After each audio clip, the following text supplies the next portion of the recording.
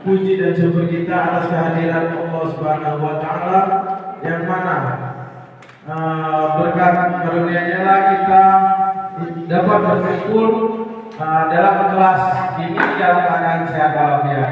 Salawat serta salam tak lupa pula kita sanjungkan kepada baginda kita Nabi besar Muhammad Sallallahu Alaihi Wasallam. Semoga dengan berbanyak salawat kita di yaumil akhir nanti dapat syafaat dari dia. Amin, amin ya rabbal alamin. Tadi kakak-kakaknya sudah bertausiah tentang apa aja tadi? Tentang Puasa. Sudah itu? Sholat. Sudah itu? Akhlak terpuji. Sudah itu? Betul. Sudah itu? Yang terakhir? Oke. Tadi kakak Kevin menjelaskan tentang puasa.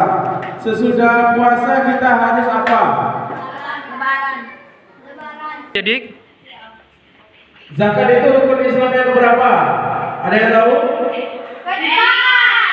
Coba kita nyanyi ya.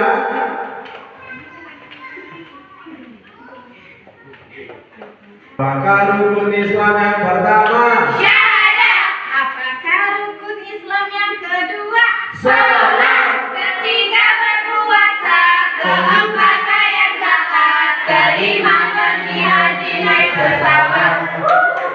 Sekali lagi, yang seru, Yang terakhirnya itu semuanya harus ya. Ikuti gerakannya, yang oke? lebih seru, katanya puasa. Semangat dong. Coba berdiri semua. Coba berdiri.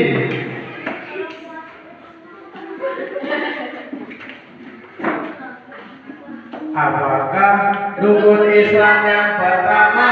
Syahadat. Apakah rukun Islam yang kedua? Salat. Ketiga berpuasa. Keempat bayar zakat. Kelima pergi haji naik pesawat. Oke, duduk lagi. Ada yang tahu nggak di sini zakat itu apa? Zakat itu adalah membayar sedikit harta kita untuk orang miskin. Jadi apa sih gunanya membayar zakat? Gunanya membayar zakat itu adalah menghapus dosa-dosa kita yang telah kita perbuat di masa lalu. Kan kita sudah berpuasa di bulan Ramadan tuh, puasa selama 30 hari. Jadi sesudah puasa kita harus membayar zakat. Zakat itu hukumnya wajib bagi seluruh umat Islam. Jadi bagi umat Islam itu harus, karena itu perintah dari Allah Subhanahu wa taala. Ada dalil yang memperkuat untuk kita membayar zakat. Ada yang tahu dalilnya surat apa? Dalilnya itu surat Al-Baqarah ayat 43 yang berbunyi A'udzubillahi minasyaitonirrajim. Bismillahirrahmanirrahim. Wa aqimus sholata wa atuz zakata warka'u ma'ar raki'in. Artinya apa?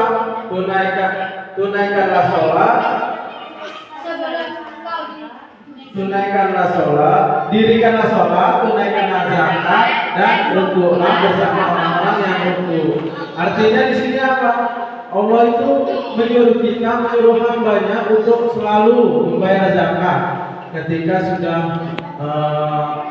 melaksanakan bulan puasa di bulan Ramadan, karena itu hukumnya wajib.